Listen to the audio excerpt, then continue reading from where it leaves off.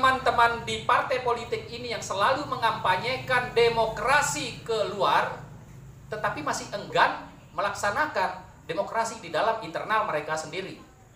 Semoga Dapur Nalani Cafe ini akan terus hidup dan sukses ya. Terima kasih atas lokasinya.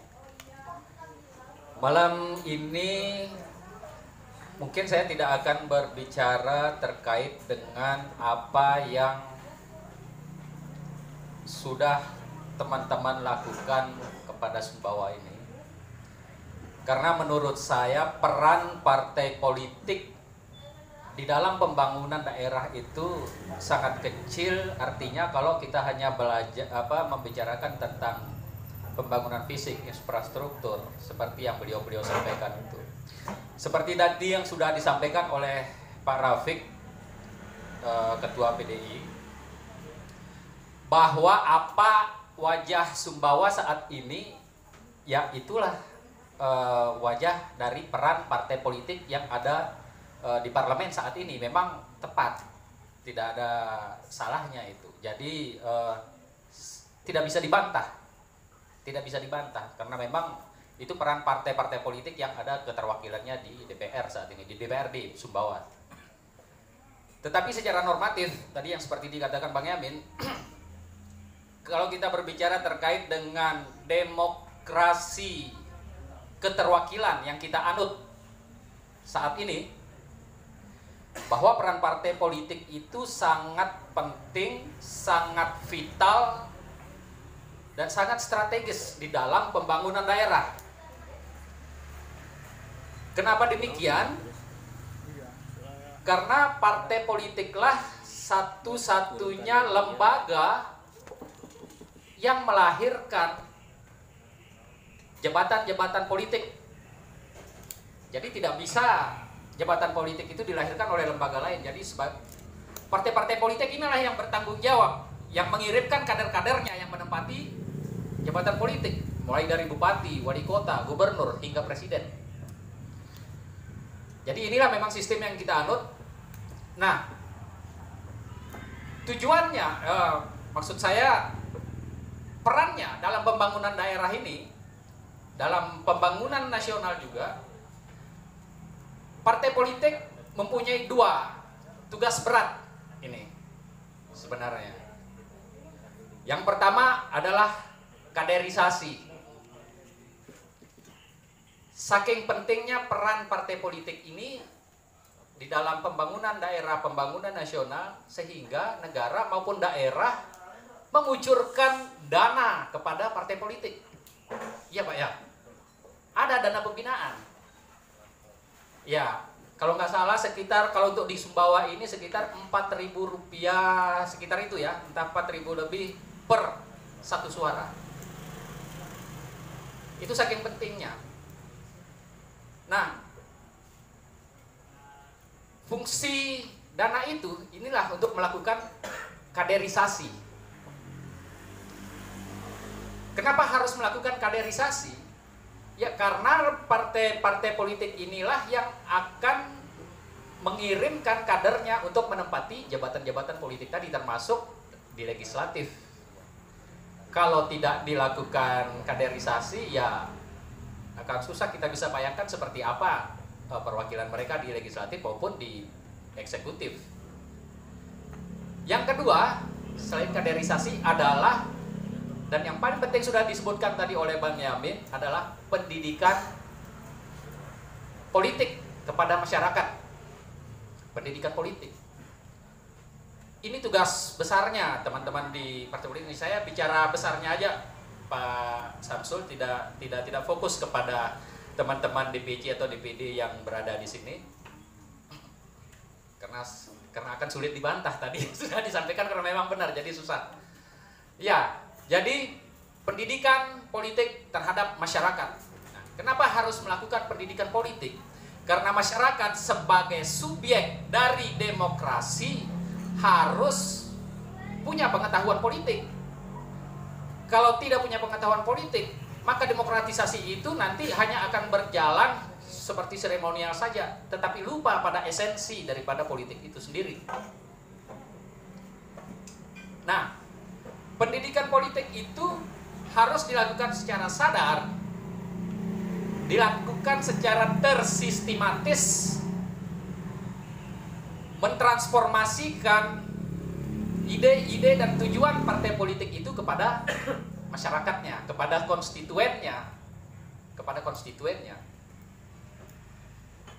Jadi ini dua peran partai politik dalam pembangunan, dua peran besarnya itu. Yang pertama adalah kaderisasi, yang kedua adalah pendidikan politik kepada masyarakat. Nah, partai politik adalah, kalau bisa dibilang, adalah instrumen penting di dalam demokrasi. Cuman yang saya lihat adalah justru partai politik sendiri yang tidak menjalankan demokratisasi itu sendiri di dalam internal partainya.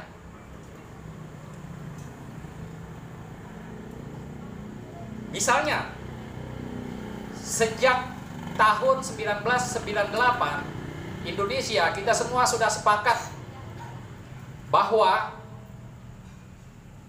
jabatan presiden, jabatan kepala daerah itu hanya 2 periode, harus dibatasi agar tidak menimbulkan otoriter. Sejak masa reformasi ya kita sepakat itu. Tetapi justru di dalam partai politik sendiri saat ini masih ada ketua umumnya yang tidak diganti-ganti. Ya, masih berlangsung ketua umumnya sampai saat ini. Yang kedua, kita sepakat di dalam era reformasi ini bahwa dilakukan dalam sistem pemerintahan, dilakukan desentralisasi pemerintahan. Tetapi di dalam partai politik sendiri sebaliknya terjadi sentralisasi kekuasaan. Dia sudah diakui tadi oleh Bang Yamin. Tidak berani macam-macam mereka. Kalau jika tidak ingin di PAW. Nah. Dan ini yang juga yang bisa melahirkan masih ada ruang gelap di dalam proses penjaringan kepala daerah ataupun penjaringan calon legislatif. Ini yang susahnya. Dan publik tidak bisa masuk ke sana untuk mengetahuinya. Ruang gelap inilah yang bisa dilakukan sehingga bisa melahirkan oligarki. Hanya segelintir elit partai politik yang memegang keputusan. Yang memegang keputusan di dalam partai itu. Sehingga terjadi oligarki dan transaksional di dalamnya. Ini dia susahnya. Jadi pertanyaan besarnya itu adalah teman-teman di partai politik ini yang selalu mengampanyekan demokrasi keluar, tetapi masih enggan melaksanakan demokrasi di dalam internal mereka sendiri. Misalnya di dalam pemilihan kepala daerah atau presiden ya, sehingga bisa masuk tadi adalah yang punya kapital, tetapi tidak dilakukan perekrutan yang seperti tadi dilakukan kaderisasi ya, tidak dilakukan seperti itu. Padahal sebenarnya solusinya ada, bisa dilakukan semacam konvensi misalnya.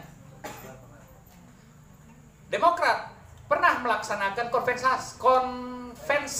konvensi presiden saat itu, yang konon kabarnya dimenangkan oleh Dahlan Iskan, tetapi itu juga tidak dipakai. Maksudnya tidak diumumkan, karena kalau diumumkan ya pasti Dahlan Iskan yang harusnya pres saat itu, tetapi tidak.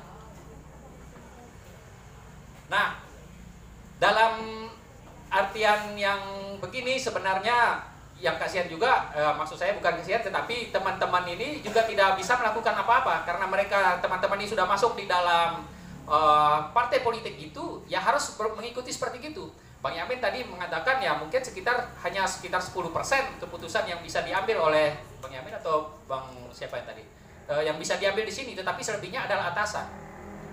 Tidak boleh melawan atasan begitu. kalau tidak ingin ini. Nah, jadi intinya yang saya ingin rangkum itu, partai politik sebagai elemen penting dalam demokrasi, tetapi justru di internal mereka tidak melakukan demokratisasi itu sendiri. Jadi sebaiknya atau seharusnya kalau bisa partai politik saat ini melakukan demokratisasi di internal partai masing-masing. Seperti itu. Ya.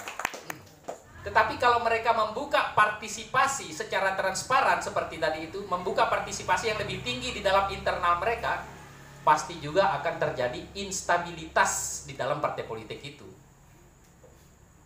Makanya dalam pemilihan ketua pimpinannya selalu menggunakan rezim aklamasi menurut bahasanya Fahri Hamzah itu.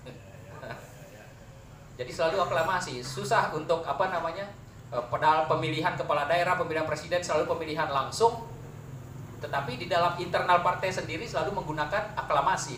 Jadi ada paradoks-paradoks di dalam partai politik, di dalam perannya di dalam pembangunan ini. Saya pikir untuk sementara itu. Assalamualaikum warahmatullahi wabarakatuh.